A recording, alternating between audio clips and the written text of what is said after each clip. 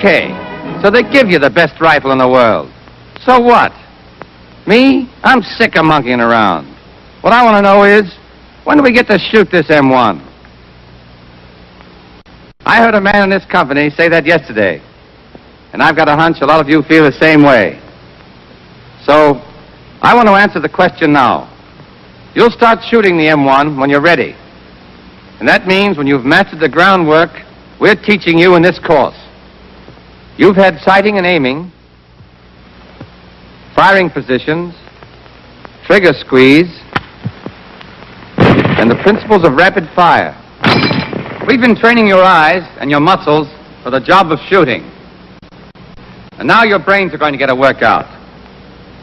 So this is a skull practice session.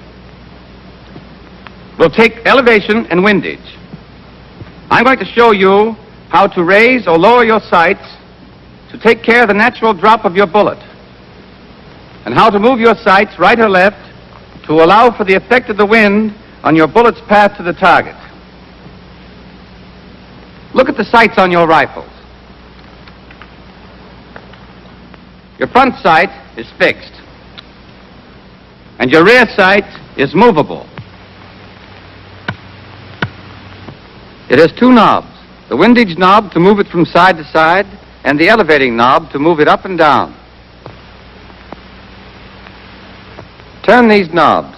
You notice that they don't rotate freely. They click as you twist them, and those clicks are important.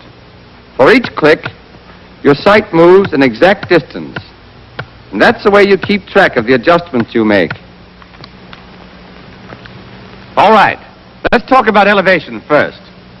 If you've ever thrown or hit or caught a baseball, you know the principle of elevation.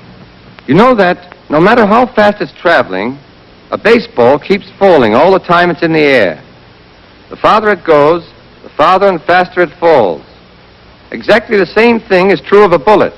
Well then, suppose you're firing at a target 300 yards away, and you make no allowance for the fall of the bullet. Suppose that when it leaves the muzzle of your rifle, the bullet's heading straight for the center of the bullseye. But it drops. It starts to fall as soon as it leaves your rifle, and it keeps on falling. The distance it falls in the first few yards isn't worth worrying about.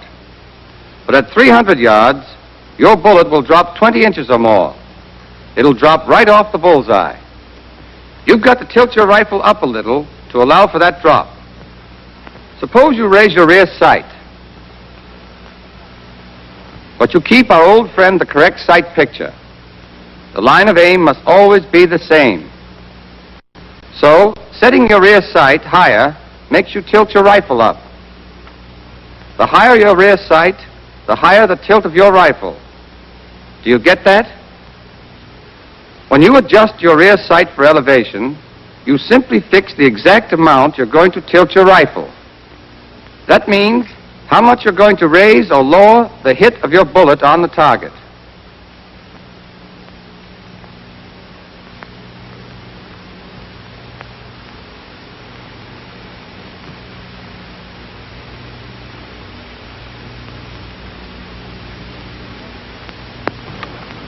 And since your front sight is fixed and your rear sight stays where you set it, you make precisely the same allowance for every shot you fire.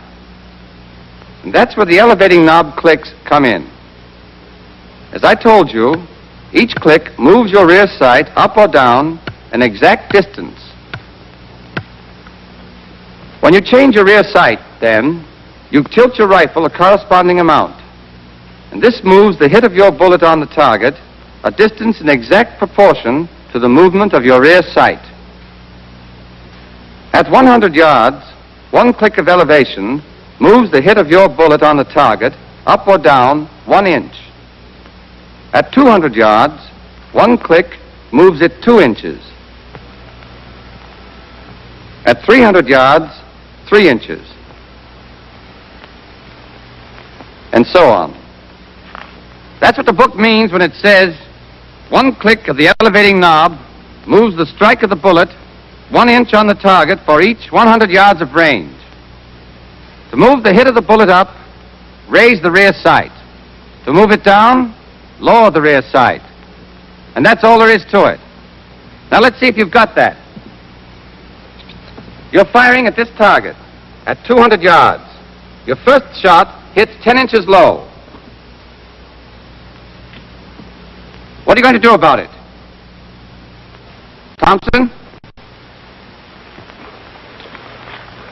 Sir, at 200 yards, each click raises the bullet 2 inches.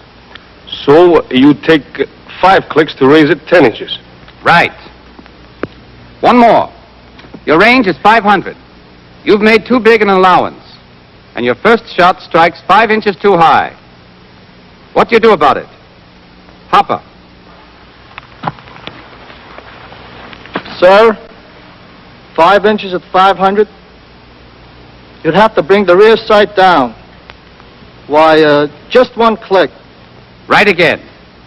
Each click moves the strike of the bullet 1 inch for each 100 yards. You all see that? All right. Let's move on to windage. You may have heard that windage is tough, but don't let it throw you. It's no more mysterious than elevation. There may be a few more things to keep in your head, but take it easy, and you won't have any trouble with it. Now, you might find it hard to believe that the wind can have much effect on anything as small and fast-moving as a bullet. But you can take my word for it. Any wind, unless it's coming from straight behind you or straight in front of you, is going to blow your bullet off its course. Take it as we did elevation. Suppose you're firing at 300 yards, and you make no allowance for the wind. Suppose that when the bullet leaves the muzzle of your rifle, it's heading straight for the center of the bullseye. But there's a wind from your right. That wind keeps pushing your bullet to the left, forcing it off your line of sight and off the target. Once again, you've got to make an allowance. You've got to start your bullet off to the right of your line of aim, so that the force of the wind will push it over into the bullseye. In other words, you've got to point your rifle into the wind. If you were shooting an old-time squirrel rifle with fixed sights, you'd have to guess at windage correction. You'd have to sort of aim into the wind a little. Fetch a jug of corn. You can't get that there crow that's run through the hay. You're on.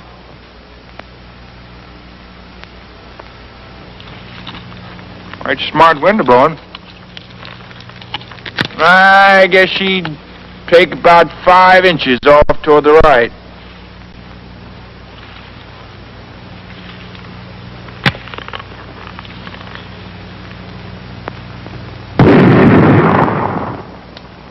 That's what we call taking Kentucky windage, aiming each shot into the wind by guesswork.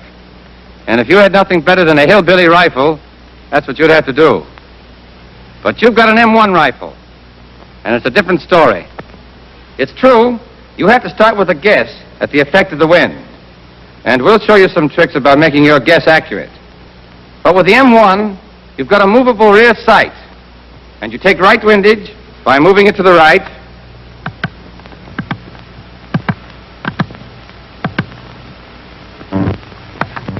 Left windage by moving it to the left. Then when you've made your adjustment, you line up your sights on the target, taking the same sight picture you always do.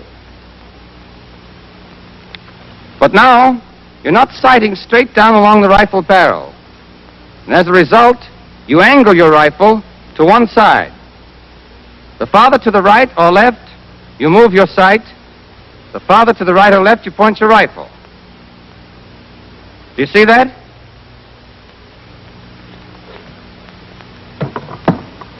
Well then, when you adjust your sights for windage, you simply determine how much to the right or left you're going to point your rifle. Once you set your sights, they stay put. So, till the wind changes, and you have to make a different allowance, you can be sure you've got the same angle every time. How about those clicks in the windage knob? Like the clicks of elevation, each click of windage moves your rear sight right or left an exact distance. As a result, you angle your rifle right or left a corresponding amount. And that changes the strike of the bullet on the target a distance in exact proportion to the movement of your rear sight. So it all boils down to this.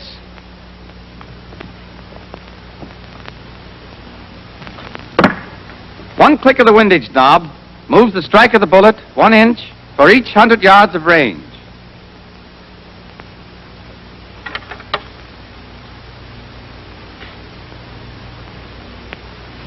At 100 yards, 1 click to the right moves the strike of the bullet 1 inch to the right.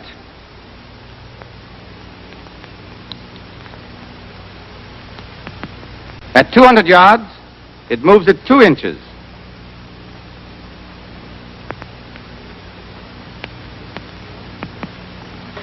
At 300 yards, 3 inches, and so on. Let's see if you understand that. Your range is 300 yards. You fire a trial shot which strikes a target 9 inches too far to the right. Which way will you move your rear sight? Right or left? Keen? Sir, you've got to move the bullet to the left. So you move your sight to the left. Correct. You move your rear sight in the direction you want to move your hit. You take left windage. Now, there's an error of 9 inches at 300 yards. How many clicks of left windage do we need? Find? At 300 yards, well, 1 click moves it 3 inches, so you take 3 clicks left windage. Don't you, sir? You do. Any questions? Okay. Suppose your shot hit 6 inches to the left of center. What would be your correction if the range were 200 yards? Paul? Sir, at 200, 1 click would be 2 inches, so it'd be 3 clicks right windage to move the hit to the right. Good. 3 clicks right windage to move the hit 6 inches right at 200 yards. Now, your target is at 500 yards. Your hit is 10 inches right of center. What's the correction? Murphy? 2 clicks left windage, sir, because it's 5 inches per click for 500 yards. Excellent. Now, what about that wind you're going to allow for? How can you guess? How can you be fairly sure in advance what effect the wind is going to have on your shooting? There are some good tricks to it, and they're not hard to learn. To begin with, I don't have to tell you that there are 2 things about any wind that are important. One's its speed, and the other's its direction. In the Army, we always speak about wind directions by the clock system. It's simple and convenient. Imagine yourself in the middle of the face of a big clock. Directly in front of you is 12 o'clock. Then 3 o'clocks to your right, and 9 o'clocks to your left. 6 o'clocks straight behind you, and the other hours are in between. We name a wind by the hour it's blowing from. A wind from directly in front is a 12 o'clock wind. From the right, a 3 o'clock wind. From behind, a 6 o'clock wind. And so on, around the clock. 1 o'clock, 4 o'clock, 8 o'clock, 11 o'clock wind. The Lord knows that's easy. Just remember, you're always in the middle, facing 12 o'clock, and the rest's a pushover. So we come to the other important factor, the velocity or speed of a wind. We measure the speed in miles per hour, and your common sense is enough to tell you that a 10-mile wind will have twice as much effect on a bullet as a 5-mile wind from the same direction. But how are you going to figure out a wind's speed? Well, the best thing to have is plenty of experience. An old-timer can just look at a wind and feel it on his face and give you a close estimate of its speed. But not many of you have the experience it takes. So, you'll just have to figure it out. You can get some help by using your eyes.